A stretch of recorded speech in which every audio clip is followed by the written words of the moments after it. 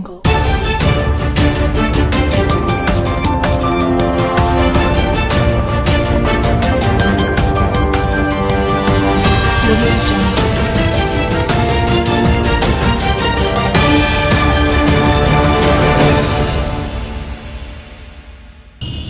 दोस्तों, बस्ती की हस्ती कार्यक्रम में आपका स्वागत है।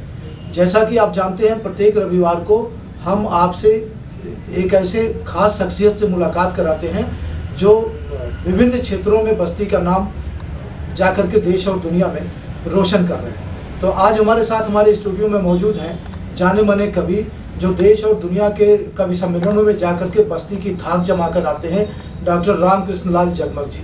डॉक्टर जगमग जी, आपका हमारे स्टूडियो में स्वागत है। बहुत बहुत धन्यवाद। शिक्षा से सेवानिवृत्त हुए हैं आप तो बहुत पहले से रचनाएं कर रहे हैं, जैसा कि हमारे दर्शकों को और बस्ती जनपद वासियों को मालूम है। लेकिन इधर 2 दशक से आपकी रुचि काव्य के क्षेत्र में ज़्यादा ही है, और मैं जहाँ तक देख रहा हूँ कि बस्ती और उत्तर प्रदेश ही नहीं, आप दूसरे प्रदेशों और दूसरे देशों में जाकर के भी बस्ती का नाम रोशन कर रहे हैं। तो अपनी काव्य यात्रा आपने कब से शुरू की और कविता पाठ के क्षेत्र में आपको कैसे प्रेरणा मिली रचनाएं करने की, आप हमारे दर्शकों को बताएं। हाँ जी, उसी तरह से कविता लिखना शुरू किया था। जी, मेरे गुरु थे बालसुम गौतम जी, इनको मैं अपना गुरु मानता था। उनके साथ एक बार मैं इलाहाबाद गया। इलाहाबाद में देश की महान कवित्री महादेवी वर्मा से मेरा साक्षात्कार हुआ। उनके आवास पर हमको ले गए जी, और मैं एकदम बच्चा था। कविता मैंने शुरू की थी और अपने नाम के सामने उपनाम आज़ाद लिखा करता था। अच्छा, डॉक्टर रामकृष्ण लाल आज़ाद लिखते थे? हाँ, आज़ाद लिखता था जी, अपने नाम के सामने। तो वहाँ सब लोग महादेवी जी को दीदी दीदी कहते थे। मैंने भी दीदी का प्रणाम किया। सब लोग बैठ गए। उसके बाद काव्य पाठ शुरू हुआ। तो महादेवी जी ने कहा कि तुम भी कुछ सुनाओ। तो मैं डर रहा था कि इतने बड़े व्यक्तित्व के सामने क्या सुनाऊँ, लेकिन बालसुम जी ने फिर डांट कर कहा कि सुनाओ। तो मैंने एक कविता सुनाई। हाँ, वो पहली कविता जो आपने महादेवी वर्मा जी के सामने सुनाई थी आप, वो मील का पत्थर साबित हो गई। वो कविता सुन करके महादेवी जी ने कहा कि तुम अपना नाम आज़ाद क्यों लिखते हो? आज़ाद तो एक ही हुआ है, चंद्रशेखर आज़ाद, दूसरा कोई आज़ाद पैदा नहीं हुआ। और तुमने इस महफिल को जगमगा दिया है, तो अपना नाम जगमग रखो। ये उनका प्रसाद है। वाह, क्या बात है। उसी समय तब से आप डॉक्टर रामकृष्ण लाल जगमग। बालसुम जी ने तुरंत कहा पैर पकड़ो दीदी का, और मैं उनके पैर पर गिर पड़ा और मेरी आंख से अश्रुधारा प्रवाहित होने लगी, पर बहुत भावुक हो गया। तो उन्होंने मुझे ढेर सारा आशीर्वाद दिया था, बेटा तुम भविष्य में अच्छे रचनाकार बनोगे, मेरा पूरा आशीर्वाद तुम्हारे साथ है। तब से मैंने अपने नाम के सामने जगमग नाम रखना शुरू किया। ये उपाधि आपको तकरीबन कब मिली? ये 1972 की बात है। बहुत पुरानी बात है। तो आपने महादेवी जी को कौन सी कविता सुनाई थी, हमारे दर्शकों को शेयर करें। अब वो कविता तो मैंने सुनाई थी कि हम जीने का हुनर सिखाते, हम जीने का हुनर सिखाते, दुख के क्षण में भी हर्षाते, उन रिश्तों नातों को तोबा जो मौके पर काम न आती। क्या बात है, वाह वाह। और नफरत की बस्ती में रहकर गीत मोहब्बत के हैं गाते, हम श्रद्धा से शीश झुकाते, हम श्रद्धा से शीश झुकाते, उनके शव पर फूल चढ़ाते, जो सीमा पर लड़ते लड़ते हसस अपना प्राण गंवाते। बंदनीय नभ के वो बादल जो धरती की प्यास बुझाते, और जो वही सफल होते जीवन में जो मेहनत की रोटी खाते। इस तरह से अब रचना पूरी याद नहीं है, बहुत दिन हुआ। ये रचना मैंने सुनाई थी और 1-2 रचना सुनाई थी, तो उन्होंने मुझे बहुत बहुत आशीर्वाद दिया। और उसके बाद से मेरी काव्य यात्रा शुरू हुई। मुझे बड़ा उत्साह मिला और मैंने उसको अपना आशीर्वाद समझा। तो इस तरह से मेरे अंदर एक ललक थी और समर्पण भाव था। मैंने शुरू से ही जो है, और कविता लिखने से मुझे बहुत प्रसन्नता की अनुभूति होती थी। मुझे लगता था मुझे क्या मिल गया, आत्मसंतोष होता था, आत्मसंतुष्टि होती थी। ये जो है मेरे जीवन में था। उसके बाद मेरी पहली पुस्तक जो है 1972 में प्रकाशित हुई, चाशनी दुमदार दोहों का संकलन। मैं गंभीर रचनाएं भी लिखता था और जब मंचों को देखा तो हास्य व्यंग की कविताएं लिखने। पहली पुस्तक आपकी चाशनी? पहली पुस्तक मेरी चाशनी है। चाशनी पहली पुस्तक मैंने विलाप एक खंडकाव्य के रूप में लिखा था, वो उसमें प्रकाशित नहीं हुई थी, तो वो बाद में प्रकाशित हुई। लेकिन पहली पुस्तक चाशनी के रूप में प्रकाशित, इसमें दमदार दोहों का संकलन, मैंने एक नई विधा को उस समय जन्म दिया। ये जो है लोगों ने कहा कि हमको आज भी कहते हैं कि दमदार दोहों की जनक है। आपने एक नई विधा शुरू की, तो दोहे लिखे हमने। हमको शरद जोशी ने कहा बेटा, उसको बहुत आशीर्वाद दिया उन्होंने गाजीपुर के कवि सम्मेलन में। और शरद जोशी को मैंने कहा कि जब से हंसों की कुर्सी पर कौवों का अधिकार हो गया, जब से हंसों की कुर्सी पर कौवों का अधिकार हो गया, तब से ही मित्रों जगमग का हर दोहा दुमदार हो गया। तो उन्होंने मुझे बहुत आशीर्वाद दिया और मेरी पहली पुस्तक जो चाशनी छपी थी उसमें उन्होंने ढेर सारा आशीर्वाद उस पुस्तक में मुझे दिया था। तो क्या आप अपने दुमदार दोहों का जो संग्रह है उससे हमारे दर्शकों को कुछ सुनाएंगे? आपका बिल्कुल सुनाइए हमारे दर्शकों। दुमदार दोहे मेरी पुस्तक चाशनी जब प्रकाशित हुई तो उसमें उसकी बड़ी लोकप्रियता रही और ये स्थिति है कि उसका 4 संस्करण प्रकाशित हो चुका अब तक। 5वां संस्करण इस समय प्रेस में है, छप रहा है और वो पुस्तक जो है बहुत शीघ्र आपके सामने आएगी। कुछ दुमदार दोहे और मेरी जो ख्यात बढ़ी है कब सम्मेलनों में जो मुझे सम्मान मिला है दुमदार दोहों से, उसको मैं वर्णन नहीं कर सकता। आपका आदेश कुछ दुमदार दोहे देंगे। बहुत गर्व से कर रहा कौवा आज किलोल, बहुत गर्व से कर रहा कौवा आज किलोल, पीट रहा है मंच पर प्रजातंत्र का ढोल, हंस अभिनंदन करते, हंस अभिनंदन करते।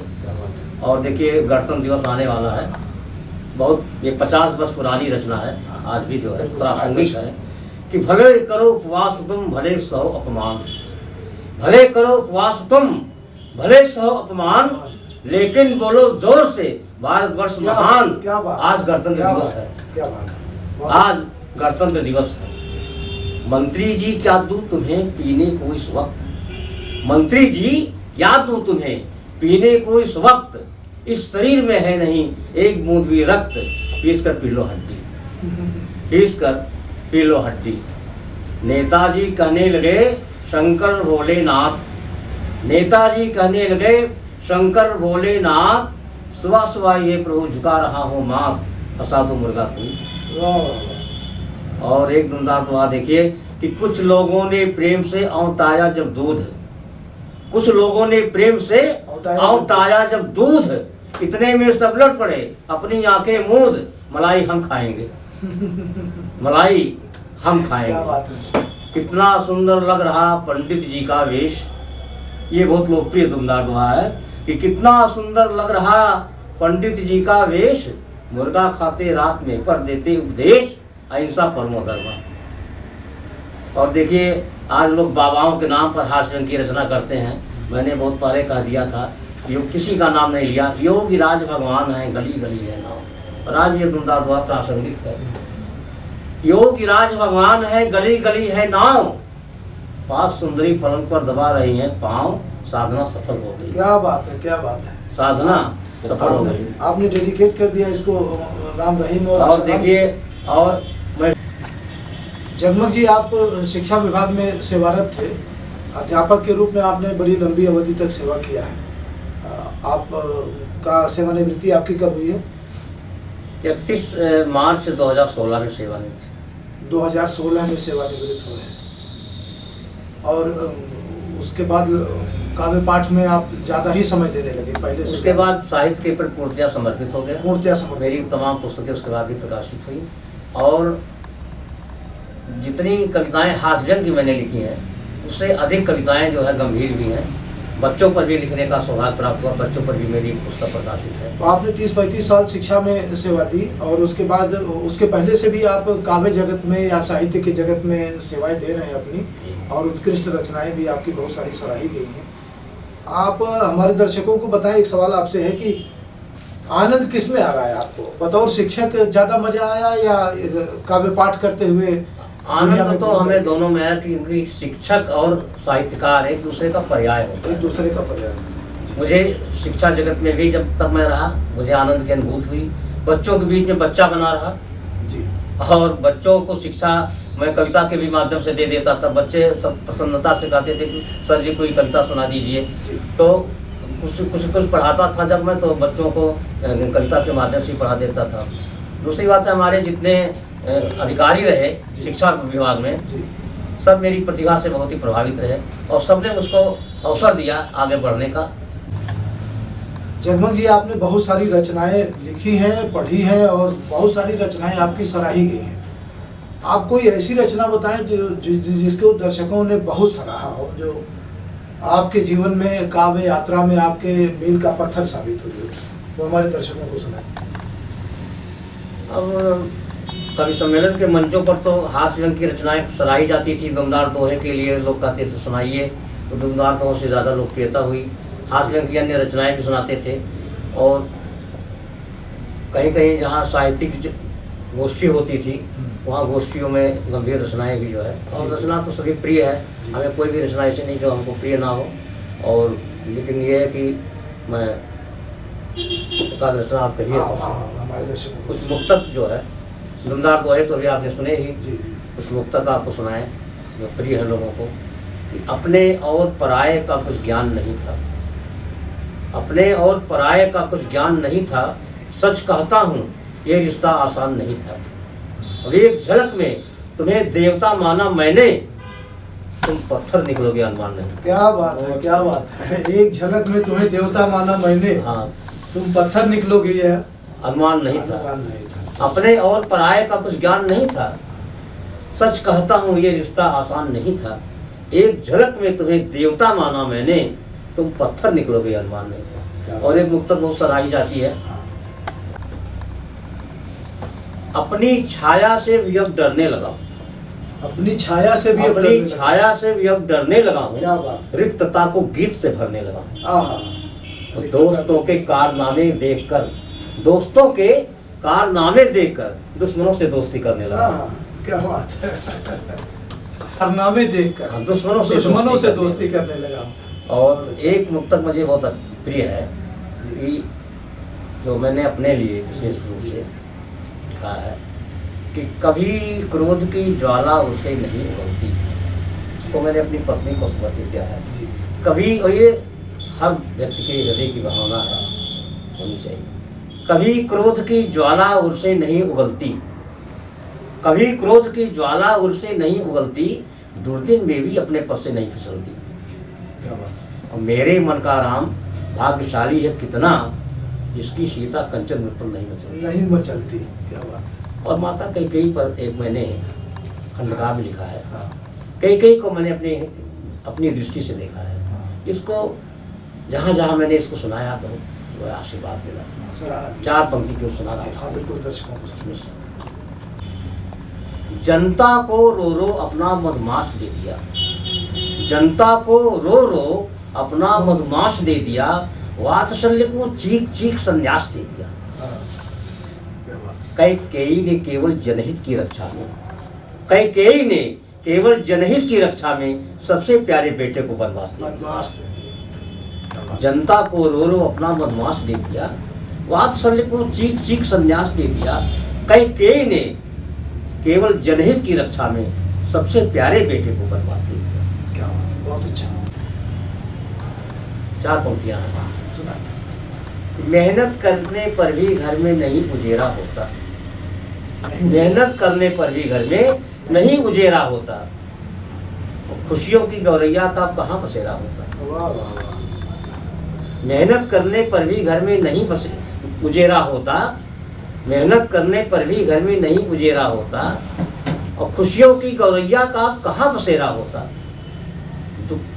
दुख की काली रजनी तो नित डेरा डाले रहती, दुख की काली रजनी तो नित डेरा डाले रहती, मजदूरों की बस्ती में कब सुखद सवेरा होता। क्या बात है, क्या बात है, बहुत अच्छा। मजदूरों की बस्ती में कब सुखद सवेरा होता। बहुत अच्छा। आपकी ये छठी पुस्तक प्रकाशित होने वाली है।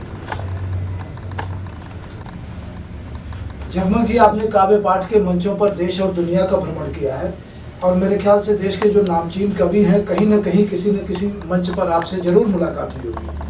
आप किन कवियों से ज़्यादा प्रभावित होते हैं, आप बताएं हमारे दर्शकों को। देखिए, हमने तो 1972 से कवि सम्मेलन में जाना शुरू किया था। जी जी उस ज़माने में डॉक्टर राम कुमार वर्मा हुआ करते थे, जी। काका हाथरसी होते थे, निर्भय हाथरसी होते थे, रमानाथ अवस्थी बहुत बड़े गीतकार थे, गीत सम्राट थे, शरद जोशी, शैल चतुर्वेदी, बेढप बनारसी, बेधड़क बनारसी, उमाकांत मालवी, बहुत बड़े बड़े रचनाकारों से, डॉक्टर वर्षानीलाल चतुर्वेदी, कहाँ तक नाम गिनाऊँ, बहुत बड़े बड़े साहित्यकारों से मिलने का बहुत सौभाग्य प्राप्त हुआ।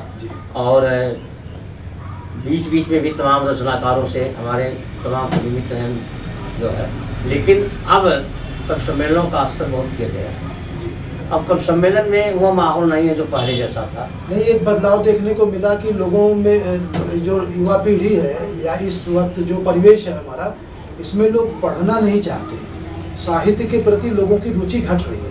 कोई अखबार नहीं पढ़ना चाहता, कोई पत्र पत्रिकाएं नहीं पढ़ना चाहता, इसकी बजाय लोग सुनना चाहते हैं। तो इसमें तो कवि सम्मेलन का क्रेज बढ़ना चाहिए। कवि सम्मेलन का क्रेज तो बढ़ा ही है। कवि सम्मेलन तो देश भर में हो रहे हैं, तरह तरह हर नगर में हो रहे हैं। हाँ जी। लेकिन कवि सम्मेलन का जो वातावरण पहले था वो वातावरण अब नहीं। अब जो कविता के सच्चे श्रोता हैं, जो कविता सुनने वाले लोग हैं, उनसे कवि सम्मेलन में बहुत कम साक्षात्कार हो पाता है। और कवि सम्मेलन के मंच पर भी कविता से कवियों का बहुत कम साक्षात्कार होता है, कवियों से भी। अधिकतर विदूषक हैं, अधिकतर जो रचनाएं आप सुनते हो कवि सम्मेलन के मंचों पर जो है वो आप अपने घर में भी नहीं सुना सकते। इस तरह की रचनाएं हो रही हैं।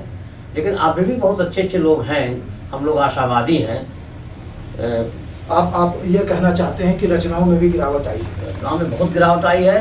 अब लोग पढ़ने की स्थिति में नहीं रह गए, और ना अब सब रातों रात वहाँ के बनना चाहते हैं। और कविता लिखने की होड़ नहीं है, कवि बनने की होड़ है। और जो रचनाकार है वो तत्कालवादी है, वो सोचता है कि हम रातों रात बहुत बड़े तुरंत रिजल्ट चाहता है। और अभी भी हमारे देश में बहुत अच्छे रचनाकार हैं जो रचनाएं सुना रहे हैं, कवि सम्मेलन के मंचों पर जा रहे हैं। पाल सिंह जी बहुत अच्छे रचनाकार, विश्व त्यागी हैं जो है, और बहुत अच्छे रचनाकार हैं। लेकिन जो मंच का आज माहौल है वो पहले जैसा नहीं रह गया। ये मैं एक चीज़ देख रहा हूँ कि समसामयिक रचनाएं भी कम हो रही हैं। जैसा अपने देश का परिवेश है, कवि और साहित्यकार एक ऐसी विधा से परिपक्व होते हैं कि जो अगर सामयिक रचनाएं करते हैं तो निश्चित रूप से समाज में बदलाव आता है। और बदलाव देखा नहीं जा रहा है। जैसा कवियों से और साहित्यकारों से, रचनाकारों से उम्मीद की जाती थी कि वो समसामयिक रचनाएं करके बुराइयों कुरीतियों पर एक प्रहार करेंगे वो, और जनता को इससे सबक मिलेगा, लोग अपना आचरण, अपनी सोच, अपनी अवधारणा विकसित करेंगे। लेकिन अब वो माहौल, वो परिवेश रचनाओं में देखने को नहीं मिल रहा है। देखिए, जब तक कथनी करनी में समानांतर नहीं होगा, जब तक कथनी करनी में साम्यता नहीं होगा, तब तक परिणाम नहीं। अब कबीरदास जी को देख लीजिए, लोगों को डांटते थे, उनकी रचनाओं में आज भी कबीरदास अमर है। लेकिन कबीरदास जी को आत्मज्ञान था, वो कविता लिखते नहीं थे, कविता जीते थे। जब व्यक्ति कविता लिखना शुरू करेगा तो कविता नहीं लिख पाएगा। कविता लिखने के साथ साथ जब तक कविता जिएगा नहीं, कविता को जीने की आवश्यकता है, लाइफ लाइन बन जाएगी जब तक उसके पास। और हमें पहले अपने आचरण में सुधार लाना चाहिए। हम जो है, हमें रचनाकार बनने के लिए हमें एक अच्छा इंसान होना चाहिए, हमें एक संवेदनशील व्यक्ति होना चाहिए। आज देखिए संवेदना का क्षरण हो रहा है। संवेदना का क्षरण, संवेदना रह ही नहीं गई है लोगों में। मैं तो एक दोहा है कि सिर्फ रचयिता एक है, रचना रची अपार। सिर्फ रचयिता एक है, रचना रची अपार। तुम अपने को मत कहो मैं हूँ रचनाकार। क्या बात है। जब रचनाकार अपने को रचनाकार बन करके घूमेगा तो फिर उसकी रचना में दम नहीं होगा, प्रभाव नहीं आएगा। जगमग जी, ये पत्रकारिता का मंच है, मीडिया दस्तक, और मैं चाहूँगा कि आप हमारे पत्रकार साथियों के लिए भी कुछ रचनाएं सुनाएं आप, जिससे हाँ, 4 पंक्तियाँ निवेदित हैं कि शरद में भाव देखो किस तरह नभ छू रहा है, भाव देखो किस तरह नभ छू रहा है, शरद में ही बेतहाशा लू रहा है। और जिस कलम से सिर्फ स्याही चू रही थी, क्या बात है, उस कलम से आज मक्खन चू रहा है। वाह वाह वाह। जिस कलम से सिर्फ स्याही चू रही थी, उस कलम से आज मक्खन चू रहा है। क्या आपने प्रहार किया है, ये बहुत अच्छा। और मैं यही कहूँगा कि कलम वो है जो वक्त के हालात लिखे, कलम वो है, कलम वो है जो वक्त के हालात लिखे, कलम वो है जो श्रम की करामात लिखे, और कलम वो है जो हकीकत को हकीकत लिखे, कलम वो है जो मेहनत कशों की बात। क्या बात, मैं बहुत अच्छा। और मैं तो मीडिया दस्तक को बहुत बहुत साधुवाद दूंगा, बहुत बहुत बधाई दूंगा कि आपने जो ये अनूठी पहल की है, ये अपने आप में अनूठी है। इसकी मैं जितनी प्रशंसा करूँ, बस्ती की हस्ती कार्यक्रम आपने बस्ती की हस्ती के माध्यम से जो लोगों को रूबरू करा रहे हैं और ये जो ऊर्जा लोगों में भर रहे हैं, जो लोगों को जागरूक कर रहे हैं, ये बहुत बड़ी पहल आपकी है और ऐतिहासिक पहल है। आने वाला इतिहास में से आपको याद करेगा। मैं तो आपके लिए 4 पंक्तियाँ कहता हूँ अशोक जी जी कि होठों पे आए मंद मंद हास की तरह, जी आए बस्ती में हम मधमाश की तरह। आप गांव से बस्ती में आए हैं। जी होठों पे आए मंद मंद हास की तरह, आए बस्ती में हम मधमाश की तरह, कुछ ऐसा कर दिखाएंगे बस्ती में दोस्तों, हमको पढ़ोगे एक दिन इतिहास की तरह। क्या बात है, तो आप एक दिन इतिहास की तरह लोग याद करेंगे, आप इतिहास पुरुष बनेंगे। मैं मीडिया दस्तक के प्रति बहुत बहुत कृतज्ञता ज्ञापित करता हूँ और आपकी इस अनूठी पहल की प्रशंसा करता हूँ, प्रणाम करता हूँ इस अनूठी पहल की। तो थैंक यू दोस्तों, आपकी मुलाकात थी आज डॉक्टर रामकृष्ण लाल जगमग, जो किसी परिचय के मोहताज नहीं है। बस्ती सहित उत्तर प्रदेश के बाहर भी जाकर के, दूसरे देशों में भी जाकर के बस्ती की धाक जमा कर आते हैं। जुड़े रहिए मीडिया दस्तक से। हम अगले रविवार को फिर एक नए चेहरे को सामने लाएंगे। तब तक के लिए नमस्कार। जगमग जी आपका बहुत बहुत शुक्रिया, धन्यवाद।